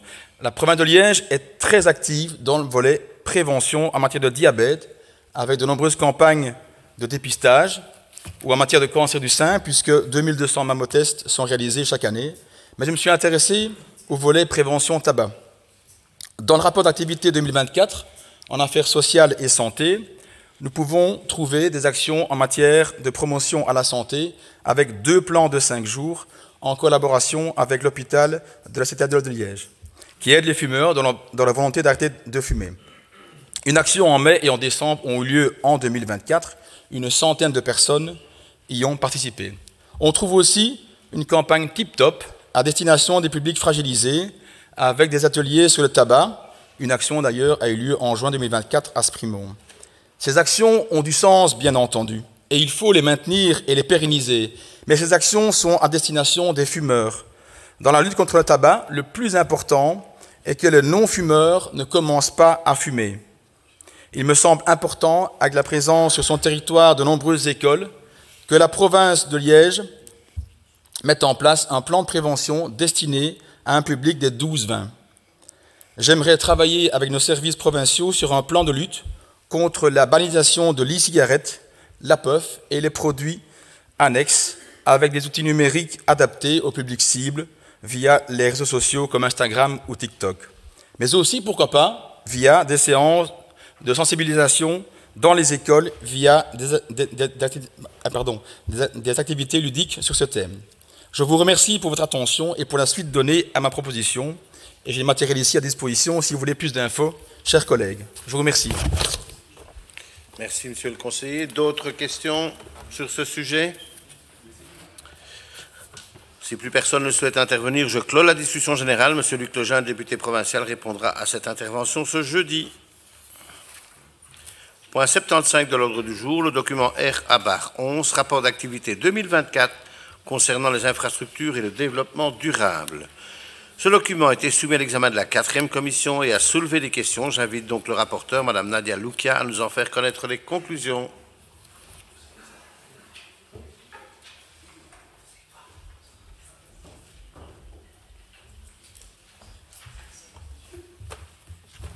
Merci, Monsieur le Président. Chers Mesdames, Messieurs les députés, chers collègues, donc en commission 4, lundi 17, une question a été soulevée par un conseiller au sujet de la gestion des cours d'eau et de la manière dont la province opère lorsqu'un riverain décide de construire une traversée sur un de ceux-ci. Et la question était de savoir si la province s'adressait directement aux riverains ou si elle passait par l'intermédiaire de l'administration communale concernée. Et il lui a été répondu que la province s'adresse directement aux riverains et envoie un courrier en parallèle à l'administration communale pour un suivi coordonné et une prise en charge rapide si c'était un problème le cas échéant. Merci. Je vous remercie, Madame la conseillère provinciale. J'ouvre la discussion générale. Je prends note des intervenants. Madame Le Pons. Je vous en prie, Madame.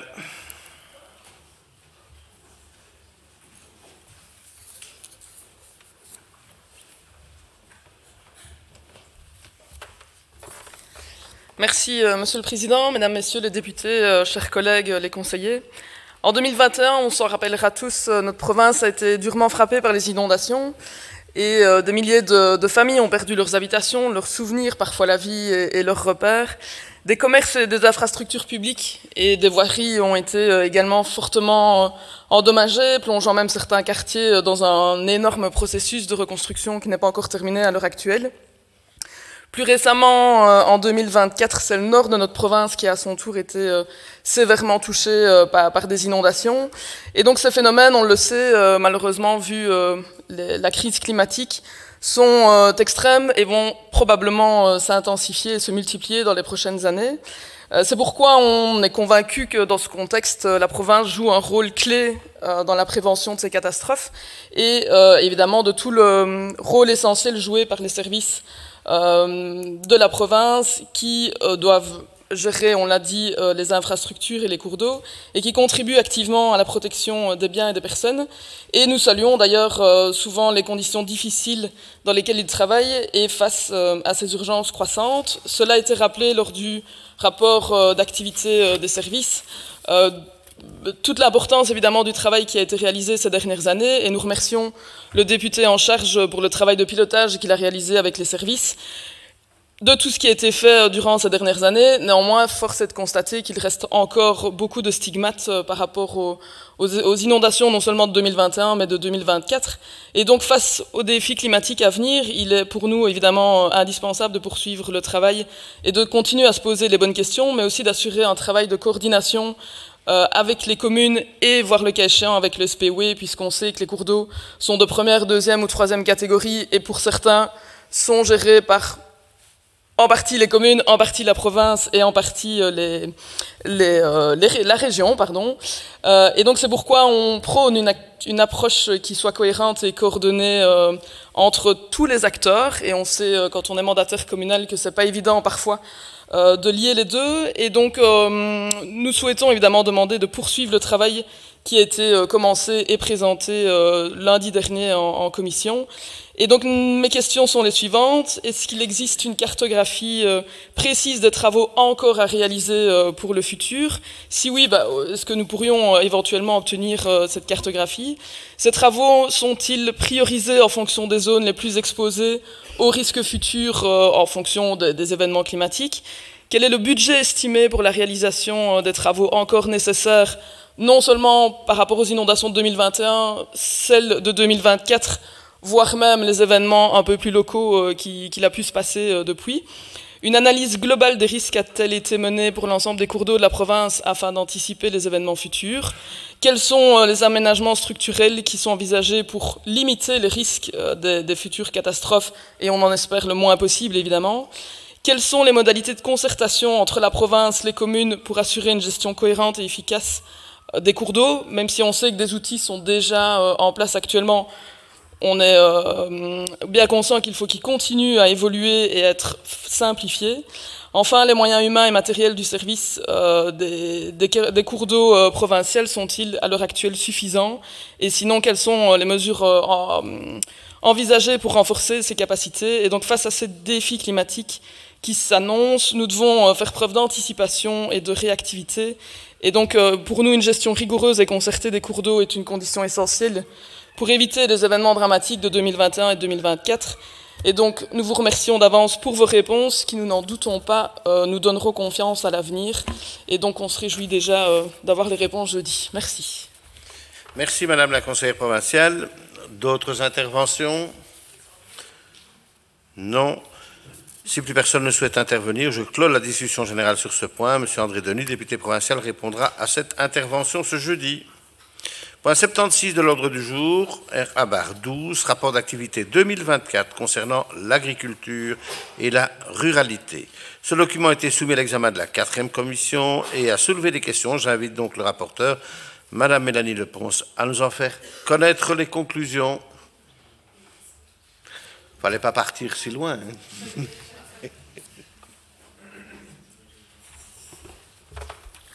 Merci, Monsieur le Président. En effet, lors de la commission du 17 mars, on a abordé le rapport d'activité agriculture et ruralité. Une question a été posée concernant les laboratoires provinciaux de Tinlo et de Malvaux, quant à leur devenir et ce qu'il allait se passer dans le futur, puisqu'il y a déjà eu par le passé des discussions quant à une rationalisation. Et donc, le député a répondu et l'administration a complété pour dire qu'il y avait des réflexions en cours qui dureraient probablement sur l'ensemble de la législature, puisqu'il existe une concurrence de plus en plus importante dans certains domaines d'analyse au niveau des laboratoires. Néanmoins, le député a assuré son soutien par rapport au personnel, par rapport aux structures et par rapport à l'outil, qu'il est important d'avoir une véritable réflexion, tout en protégeant les services et surtout, ou notamment, mais surtout, le soutien à l'agriculture qui reste un pan important pour l'activité des laboratoires provinciaux. Je vous remercie. Je vous remercie, Madame la conseillère provinciale. J'ouvre la discussion générale et je prends note des intervenants. Pas d'intervention. Si personne ne souhaite intervenir, je clôt la discussion générale. Le Conseil prend connaissance du rapport d'activité 2024 concernant l'agriculture et la ruralité. Point 77 de l'ordre du jour, le document RA-13, rapport d'activité 2024 concernant la transition numérique. Ce document a été soumis à l'examen de la 5e commission et n'a soulevé aucune question. Votre 5e commission vous invite dès lors à en prendre connaissance. J'ouvre la discussion générale et je prends note des intervenants. Pas d'intervention. Si personne ne souhaite intervenir, je clôt la discussion générale. Le Conseil prend connaissance du rapport d'activité 2024 concernant la transition numérique. Le point 78 de l'ordre du jour, le document RA-14, rapport d'activité 2024 concernant la communication. Ce document a été soumis à l'examen de la 5e commission et n'a soulevé aucune question. Votre 5e commission vous invite dès lors à en prendre connaissance. J'ouvre la discussion générale et je prends note des intervenants. Pas d'intervention. Oui, Madame Innocent.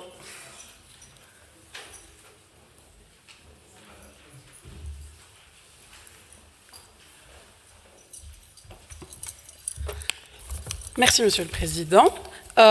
En ce qui concerne donc, le rapport d'activité sur la communication 78, page 17, j'ai une question au sujet donc, du compte X pour la province de Liège. Ne serait-il pas temps de quitter ce réseau social X, anciennement Twitter, étant donné la désinformation extrémiste et dangereuse de son propriétaire milliardaire Elon Musk, sachant que des institutions comme la SNCB ou le TEC ont déjà franchi ce pas assez récemment?